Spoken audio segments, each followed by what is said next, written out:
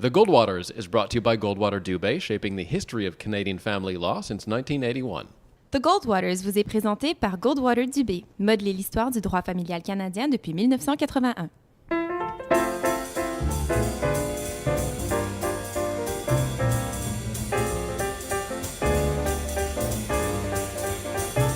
It's the Goldwaters. Welcome back. I am your moderator, Dan Delmar, here with Samantha. Hey, Samantha.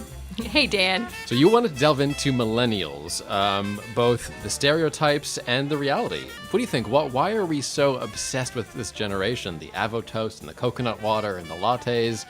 Is there something there, or are we just, the latest new generation? The impression I get is that every generation, every older generation likes to complain about the generation younger than them. And so it's kind of funny, too, because you'll have the boomers that are complaining. For a while, when I was little, it was complaining about the Gen Xers. That was the big thing. The boomers and everyone older was complaining about the Gen Xers. And now it's complaining about the millennials. And the funny thing is, as the millennials are starting to get a little bit older, then they're starting to complain about their kids. Like, oh, kids these days. So I think it's always interesting for the older generation as, get a little bit more out of touch with sort of, the changing society and sort of looking at the differences. It can feel bizarre and confusing and thus leading to kids these days. In my day, we did things differently. In your experience, do you see a difference in, anxiety levels, for example, among patients of millennial generations versus other generations? Is there something to that stereotype? In terms of my individual practice, the differences don't come up as much because the people that are coming to me are all having difficulties. And so if I'm going to have someone coming for anxiety, they may be a teenager, a kid, or an adult. And they're all suffering and having difficulties. But statistically, there's definitely been a big uptick in terms of particularly anxiety and secondarily depression in the younger generation, particularly in teens and kids in their early 20s. It's really been quite a disturbing shift. So we spoke with our expert this week, Karl Moore, and Karl is a professor of management at McGill. He's actually writing a book called Working with Millennials, and he came up to the office and took some time away from the C2 conference. He's out there speaking and talking to all these global corporate leaders, so he's really someone who's focused on the generation, teaches at McGill, and has some interesting things to say. So let's get right to that conversation. Yeah, it was great having Karl. It's a fantastic discussion.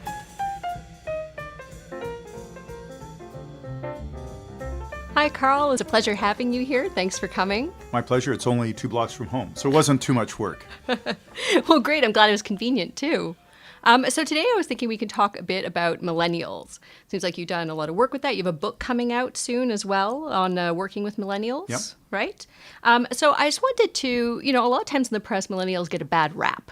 They're called lazy. They're called selfish. They, they don't have stick-to-itiveness in the workforce.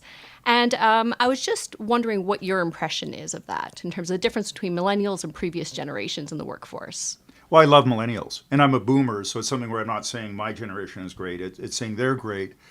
And as a prof at McGill, I spend unusual amounts of time with millennials. Because generally my age, you'd have people in your 50s working for you, and so millennials are 3-4 levels down. Mm-hmm. Now, a lot of good CEOs take time to get to know their millennials and spend time having coffee and discussing their issues, even though they're not remotely direct reports. But I have 5 undergraduates working for me as research assistants, and I take 30 undergraduates. This year went for 12 days to Kuala Lumpur and Singapore. Every year we travel somewhere. So I get to spend an unusual amount of time with them, and they are spectacular young people. So I think very highly of them, of their ambitions, of their work ethic, of the things that are really, really positive. Now, they have some negatives, but that's true of any generation. I think of the boomers, we had our weak moments as well. Now, one level, people rightly argue that every generation kind of evolves from where they are. And we can go back to Plato complaining about young Greeks of his day and how they're not going to amount to anything. So we can almost find in every epic of history someone complaining about the younger generation. And part of it is just growing up. Nothing focuses his mind like a mortgage and children. So the Royal Bank never once phoned me up and said, Karl, it's been a tough month. It's on us. I wish they would have. They never did. What I'm arguing is that they actually view the world differently than we do, the boomers, the Generation X and Y. And what I'm arguing in the book in one sentence is this. People over 45 with a university degree were taught a modern worldview. People under 35 with a university degree have been taught a postmodern worldview. therefore must be managed differently. And how do you find that affects generally how they approach the workforce? Because I agree with you on the one hand, most of the times when I start reading about, the problem with the younger generation, with millennials or with younger or with children, to me it always strikes me as, okay, yeah, that's the prerogative of every, older adult is to complain about kids these days. And so I'm never really sure about, well, what is the actual data? Like, are millennials really different, or are they just, 20 and 30 somethings who are doing what 20 and 30 somethings have always done? So where do you find how does the difference between being raised, through modernity versus a postmodern philosophy, how does that affect how they approach the workforce? Well, part of it is, to your point, they're growing up. So that's part of the phenomena for sure. But what I'm arguing is they simply look at the world differently. For example, hierarchy. It's not the death, but it's the decline of hierarchy. So when I was a kid, I would go see a doctor. It'd be a man back then. A majority of our medical students are now women, but it'd be a man with a stethoscope around his shoulders. He'd have a white uniform on, be behind a desk he could land an aircraft on. Clearly, he was God with a small g, and we were much lower. Mm-hmm. So my mom would be there. We'd take the prescription, and we'd follow their orders. We'd practically salute. Today, when I go see my doctor, it's a woman. Mm-hmm. She sits beside me in a chair with no uniform on, no stethoscope, no signs of authority. And I say to her, I Googled on the 24 bus, what's wrong with me, and I have 3 theories. And I call her doc. Right. So I show some respect, but the hierarchy is much less because who has truth, what is truth, is fundamentally different for the postmoderns than when I was younger and was growing up and what I was taught. So given that's their view of hierarchy, I simply can't manage them. In fact, I interviewed General Martin Dempsey, who was the chairman of the Joint Chiefs of Staff, four-star general, ran the U.S. military. Mm-hmm. So taught with him at Duke and interviewed him for the Globe and Mail. And he said that he would have 19-year-old privates texting while they're talking to him. Mm. Back in the day, Patton would have taken out a pistol, shot someone and said, is anyone going to text? And they go, no, sir. And I think they were texting about how exciting to their mom or dad about their meeting the greatest general on earth. And that was a fine reaction. But it was such a different view of how do you treat people above you.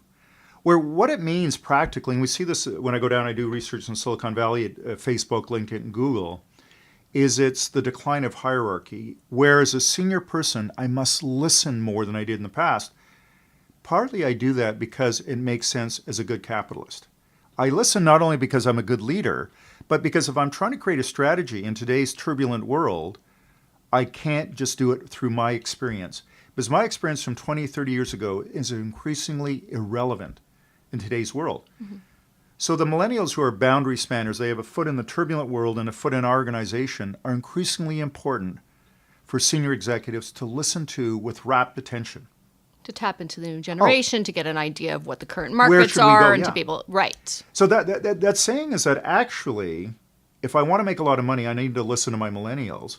Now, the good news is there's some research at MIT saying as long as millennials are part of the conversation, they don't mind the older people making the decision. Because they have the experience, and they also have the authority, but they also have the responsibility. If it goes bad, they get fired. So it's something where as long as you listen, you can make decisions that takes on board some of their input, but can go off in a different direction. So if you want to make money today, so we saw the CEO here at C2 Montreal of Accor, it's 300,000 people, big French, headquartered out of French global hotel firm. He is talking about the turbulence in his industry, Airbnb, etc. But I see in almost any CEO I talk to, they talk about who's the Airbnb, who's the Uber of my industry. In his case, it's literally Airbnb. Right. But in most industries I talk to, the world's gone nuts. Part of that is I must tap into my millennials who are closer to that. But it ties in this idea of decline of hierarchy, and there's more sources of truth. So your perspective is that there's this decline of hierarchy for the millennials, and there's more sources of truth and less trust of authority because of many shifts, and that goes along with having more access to news and finding out how fallible, in fact, our leaders and authority are, and so we're much more skeptical and dubious of them. And that from a business perspective, it makes sense to adjust and figure it out so you can work with the millennials and get what you can out of them from a capitalist perspective in terms of understanding the market and adjusting.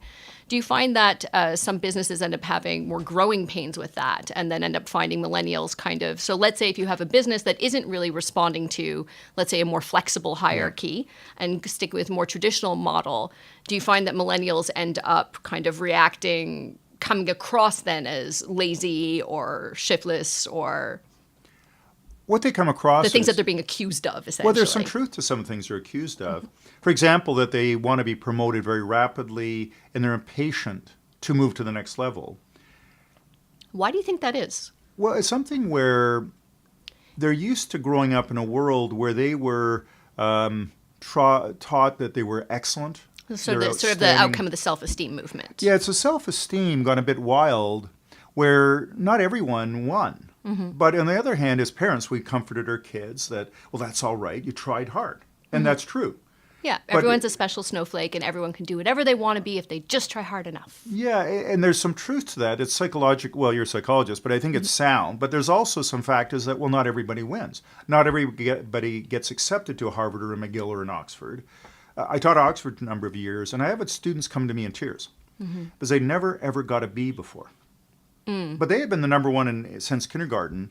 They knew Bs theoretically existed. They just never actually met one. Right. And what I would say to them is saying, welcome to the big leagues. You're in the premiership, the top football league in the world. You're finally with the people you should be with. And they go, that's semi-inspiring. That, yeah, you're right, but I still wanted an A. They also love feedback because they've got feedback through their lives. So for 3 reasons. One is video games. Right. They get enormous feedback. Also social media. Well, and actually when you're mentioning video games, it's funny too, if you put the self-esteem movement aside, in video games you move forward. If you spend the hours and you work on it, then you move quickly through the levels and you get prizes. Yeah. And if anyone works at it, they will get prizes and can beat the game. Which is unrealistic in the world that I live in anyway. So I think it's that feedback, the love of feedback, and then it's social media. Right. Where you're getting constant it's likes sad, and but comments. I look how many likes I get. It's sad, and I have some self-control. So it's something where that's a world, so they want at work much more feedback. So when I was a manager at IBM, I would think 5% of the time, what feedback can I give to you?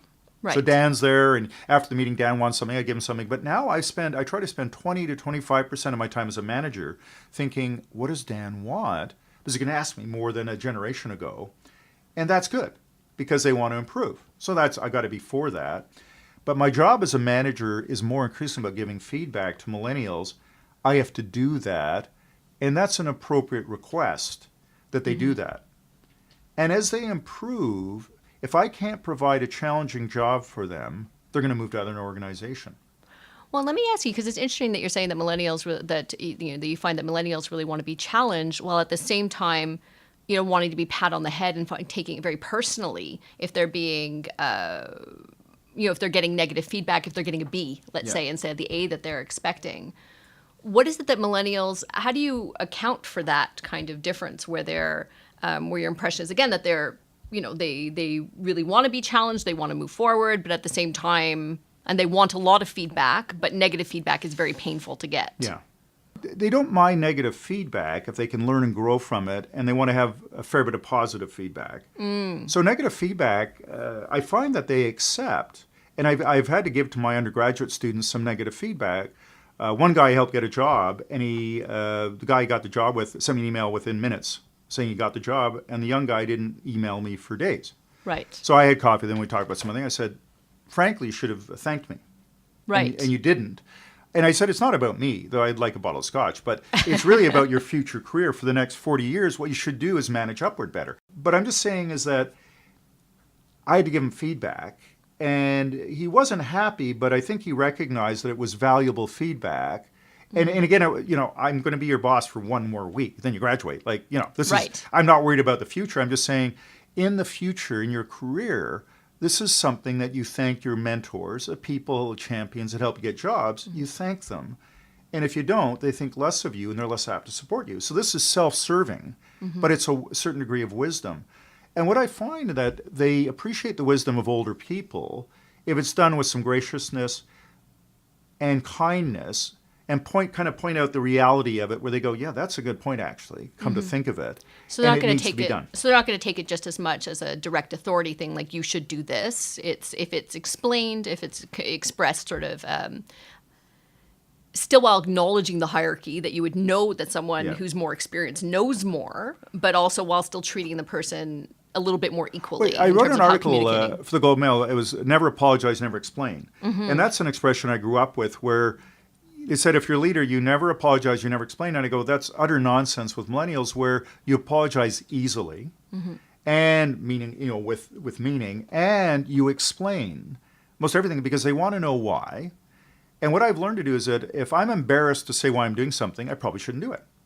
So it's something where I'm looking for their input to improve ideas and make them better.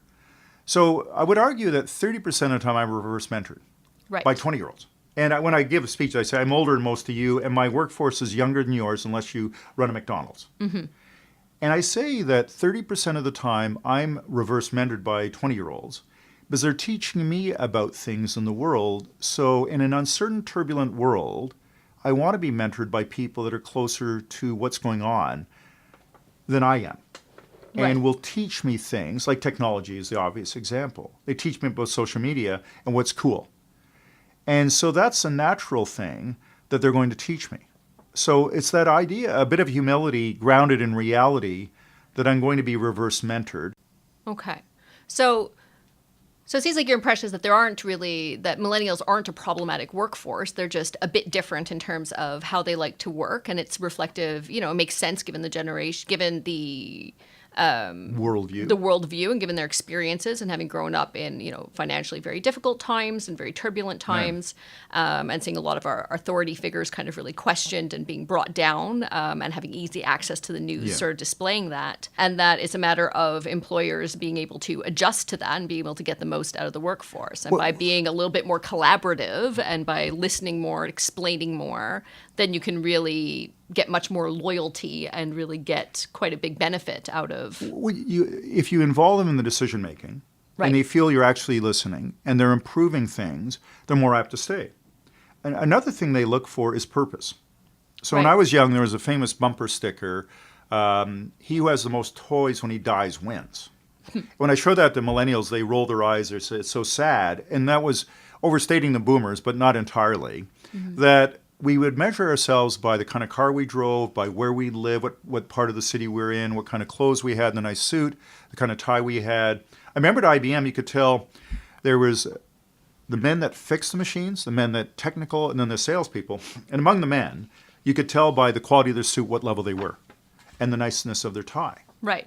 So you could really, structure a hierarchy there, and we measured ourselves by that. In this generation, they're less apt to have a house in Brossard in the R section with his and her matching BMWs, 4 bedrooms, and a pool in the ground because they can't afford it. But also, it's environmentally wrong, is increasingly what students would say. So they're changing the measures of how they measure themselves, where they live, the kind of lifestyle they have, when they have children. These are some things which those values are changing because you can't measure yourselves by the boomers' values. What they've shifted towards is saying we want to have purpose at work. The challenges to business is providing a purpose beyond merely paying you a big paycheck and climbing the corporate ladder.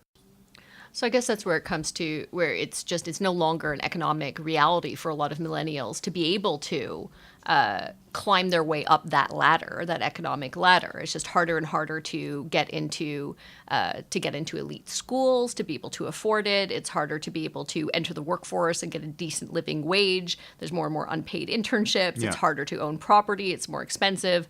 And so there's a lot of things, and there's more and more, and with middle management kind of being thrown out, it's a lot harder to go from the basic worker to the executive. It's interesting, Samantha, that what we're seeing is a lot more of my students want to be entrepreneurs. So 10 years ago, very few were. Today, when I have coffee with all my students and, what do you want to do? Many of them want to be entrepreneurs. A few of them, you go, like they've seen a burning cross, they're going to be an entrepreneur because they've done lemonade stands since they were 12, and they can't help themselves. Lemonade is pretty good. Well, Why not? Yeah, no, one of our neighbors, a little girl at 5, had her friends there selling lemonade. You go, maybe there's an entrepreneur in there. But the idea is I would say to them, go get some work experience. Go learn some big company disciplines. Make some money so you have something to invest in it on your own hook. You at 30, I'm more apt to invest in than you at 20 because you'll be just a more interesting, fuller experienced person. But don't get messed up by the corporate world where you cannot leave it. And that's the challenge. Can you leave that when you're at a big company at a certain point? But part of being an entrepreneur is that I don't see myself being CEO, but I can be CEO of my small company. And some of the heroes today increasingly are entrepreneurs, social and business entrepreneurs, more than it was back in my day. So they see that being wanting to be an entrepreneur as a great opportunity. Now, when I talk to entrepreneurs, I saw some today, man, it's a hard life. You work all the time. It just, it's miserable. So once in a while, I have someone come to class who's had a bankruptcy, but only after they've gone to success. So we only hear about the ones that are successful, and we don't hear in a way that we really get how much work it is and how often you fail. But that's part of it is the millennial dream is increasingly being an entrepreneur and owning your own business as a way of getting to considerable success in the way their parents might have done in the big corporate world or in a law firm or whatever. Well, I guess in having grown up in really financially difficult times and financial crisis is just seeing that, well, we can't always trust that there's going to be that ability to have that upward mobility. Or And their that's even going parents to be, might have got fired. yeah, Or your aunt or uncle or something where you go, hey, Exactly. they were loyal to blank, to but this company for 10, 20 company years wasn't and it didn't loyal help to back. save them. And now they're, 55 or, 58 and unemployed. And what are they supposed to do now? yeah, and it's tougher at that age, where if you were an entrepreneur, you could probably, you would have made money in theory. Right. And 8 out of 10 fail, but, they see examples where they've done well. Well, and So- especially with a mistrust of authority and sort of skepticism around hierarchy, it would make more sense to be your own boss, I guess, in that case. Yeah, but it gives you some freedom. But I think, what you see in the Silicon Valley firms, and we see, Google's up here in Montreal, and we see some great high-tech firms. What I'm arguing is that we all have to be a bit more like the Silicon Valley, at a Bombardier, at a CAE, at an SNC, our big companies, to some degree. That we need to have that greater freedom. And the interesting thing is the boomers want it. They want what millennials have. Right. But what I want is the flexibility. What I want is the purpose. What I want is being in flow a considerable amount of the time. And what you want is a job where you go, oh, it's 3 o'clock, I forgot to eat lunch. Not because you're abused, but because you just forgot to eat lunch. And I've talked to heart surgeons where they do a 6-hour, surgery. They're so involved, they don't go to the bathroom. At the end, their body goes, now, bathroom now. Right. Or we're going to go in your pants, now. Right. And they run to the bathroom because they were so much in flow. The thing is, millennials want flow at work. I think it's the term, was it work-life integration rather than work-life balance? Well, I mean, that's another issue. One is I want flow that I so love what I'm doing, I forget what time it is. Right. And I'm just so engaged in it that my job as a manager is to help provide that to young people at work. But Sam, to your point about work-life, it's work-life integration, not balance. And what they're saying is, I don't mind leaning in and working hard as long as I get time off. As long as I can go take my kid to soccer practice, then I'll work in the evening. But I don't have to be here from 8 to 6 where you can see me. Right. And, it's interesting as you're talking, so I'm listening to you, Karl, I'm thinking, is he a closet millennial? Because you're talking about wanting to get input, get input from students, that purpose does matter. Is that possible? Well, as a boomer, I want what they got. Okay. What they want. And as I get seeing what they were looking for, you go, I like that. Why do I have to show up at a certain time? Why does my boss have to look out her window to see if I'm there? Give me a job and let me do it. Give me some feedback, give me some direction, make sure I'm ethically fine, but leave me alone to do it. But partly I'm saying is that as a senior person, I don't understand the how anymore, because how I did it 20 years ago is largely irrelevant for today to a considerable degree. So I need to get out of the way. Now, getting stabbed in the back is still relevant. Right. Where there's 3 people, there's politics. So some of those are lifelong lessons. I can still stories from the 80s and the students roar with laughter how true it is. But a lot of it, you throw it over the side of the boat. It just isn't relevant. So that's the challenge for older people is you got to shut up and listen more because millennials insist on it. But also, as a hard-nosed capitalist, that's the right approach. I think that's an excellent point. And I think that leads really nicely into millennial parents. Because you're saying, it seems like you're saying essentially millennials are well adapted to the current generation, to the current times, or decently well adapted. They're better moments. Better. That they have wisdom to share and they have insights to share and they've grown up in the, the present day. And to some extent, they're really, maybe better suited to it. And it behooves kind of the older generation to be able to at least, have this sort of, kind of reverse mentoring or be able to listen as well to be able to learn. And how do you find that then applies to millennials as parents? Because there's a lot of there's a lot of stories going around about millennials as helicopter parents or as creating all sorts of anxiety and neuroses in their kids. Do you feel that millennials as parents are well adapted to, or that they're adapting well to the current circumstances, or that, let's say, boomer parents had it better? When I just talked to some recent alumni at SEED, they're 40 years old now. So they have 2 or 3 kids themselves. They seem fairly balanced about it, but they worry about their kid being on their iPad or on their phone. And I share that, I'm glad our kids didn't grow up with that. Do you have kids? Yeah, my one's at McGill, one is going to start McGill or UDM in the fall. So they're, late teens, early 20s. Okay. Where they're not on their phones all the time. But I see that. I get in the elevator at McGill with undergraduates, and they're all on phones. And I'll pull out my phone and tease them and go, oh, I feel I should be on my phone. And they all laugh as I know I'm teasing them.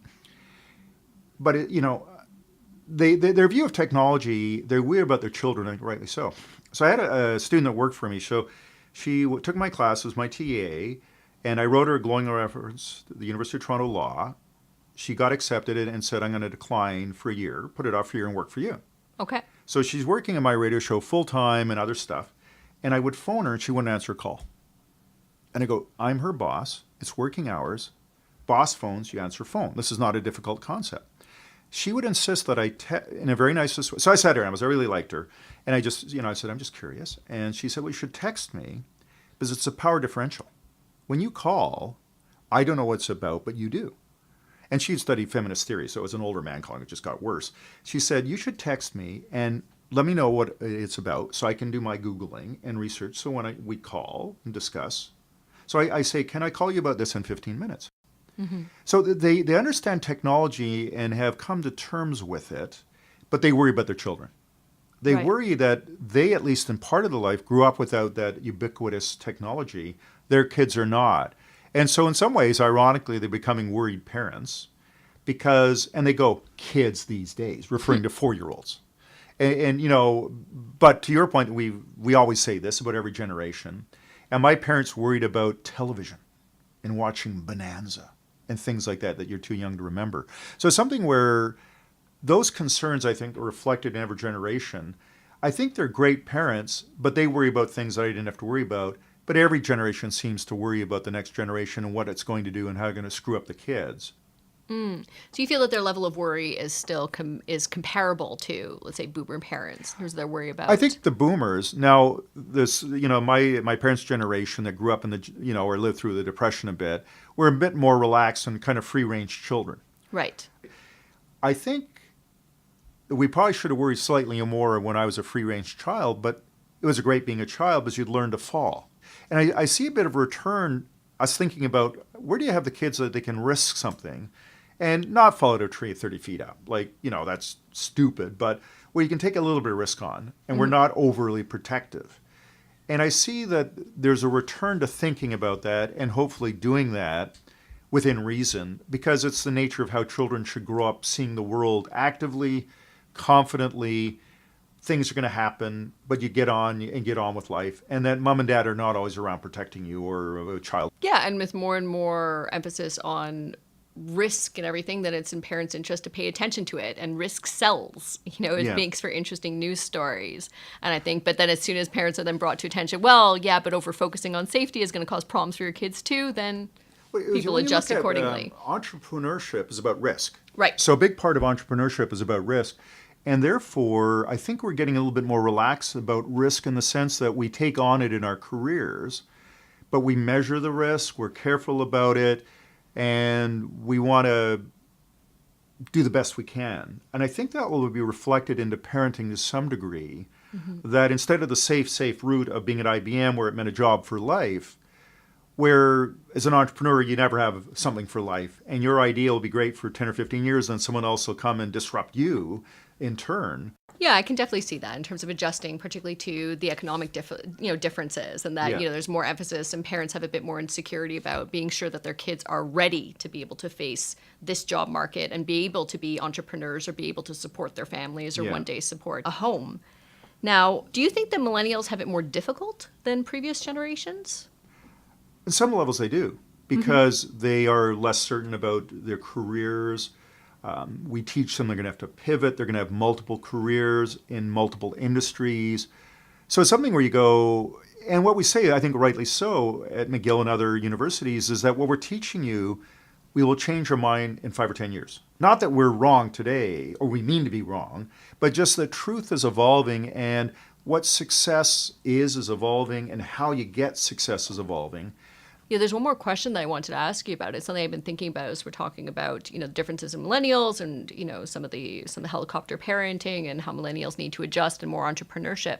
A lot of times when I listen to this, when I hear about these conversations, when I think about these conversations, I tend to think of, is this just a rich white person problem? Like when we're talking about, millennials are spoiled and are entitled and, and are helicopter parenting and are spending, $50 on Avo toast. Is this something that's really indicative of the broader trend of millennials, or is this the middle, white middle class and above kind of in terms of socioeconomic status? Because it seems I'm just not really sure if the same things apply to people, to, ethnic minorities or to lower SES communities. What I've been looking at is university-trained people. So that's what I'm focused on.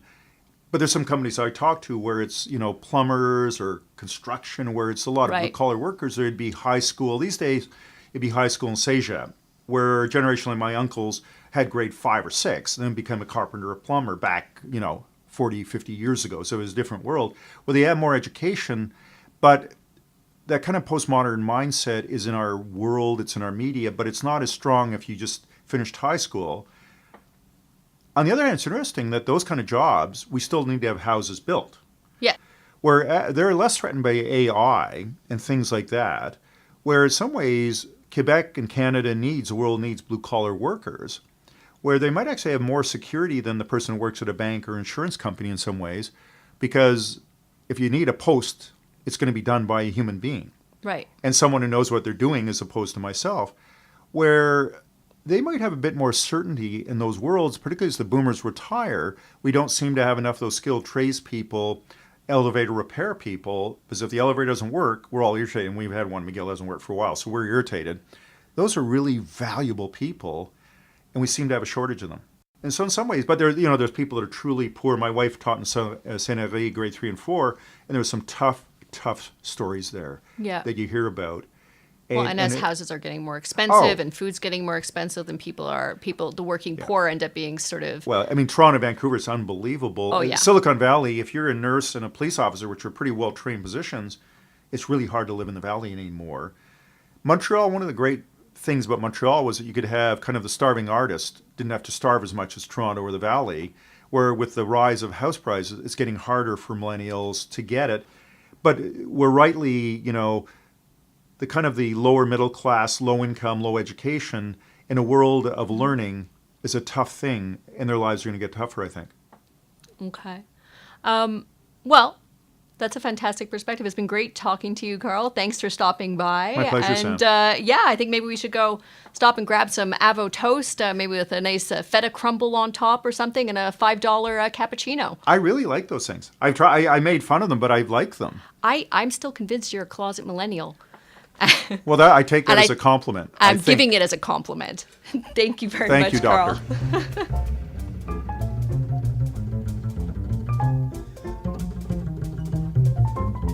So Samantha, millennials, are we overthinking the whole thing, or is this really a special generation? I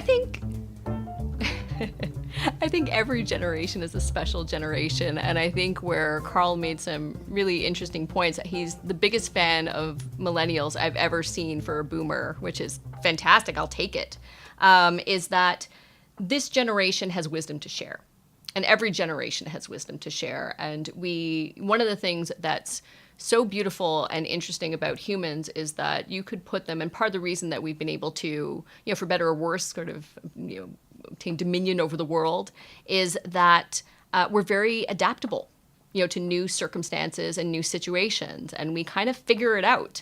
And so with millennials are the result of and the adaptation to the times that they grew up in. And as Karl points out, that, for boomers who haven't been growing up in this generation and this times, millennials have really valuable insights to be able to share because this is the water that we swim in. Are millennials spoiled? I think it depends. I think there is more of a tendency over time to give kids a lot more stuff, and to have a lot more plastic junk and toys and everything else. Whereas I think a lot of those things weren't as mass-produced, weren't as available back in the day. Even in terms of when I was a kid to now, when I was a kid, you had a few, you can go buy gum and you can buy candy bars and you had the counter there to go buy them, but there was a certain selection. There was a limited selection. And you had to, and as I got older, it became, well, you need to go to the States and then you can get that selection, broader selection. And now you can just have, 60 different types of Trident gum that you can choose and, 100 different LOL dolls and toys for kids. So I think it is easy to overconsume in this generation for millennials. But I think a lot of millennials are becoming increasingly mindful of that as parents and are trying to hold back a little bit more.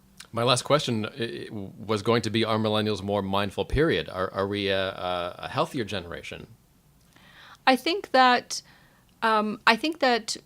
with more and more proliferation of horror stories about all the things that could possibly go wrong, and with a lot of news stories being sold as talking about something horrible, getting what's the expression? Outrage porn. Like getting people outraged, getting people afraid, getting people focused, and that gets more clicks and gets more reads.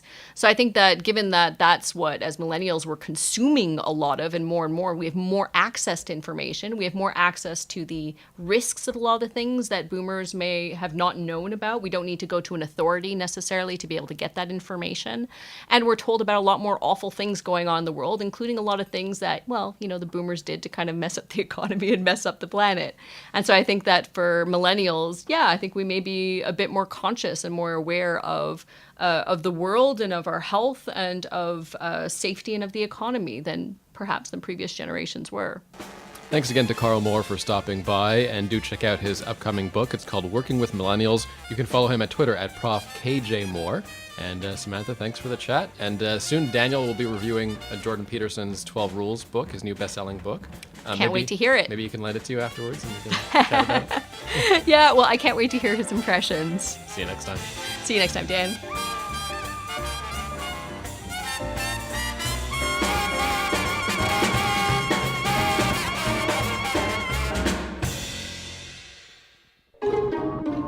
This has been a production of TNKI Media. Good talk.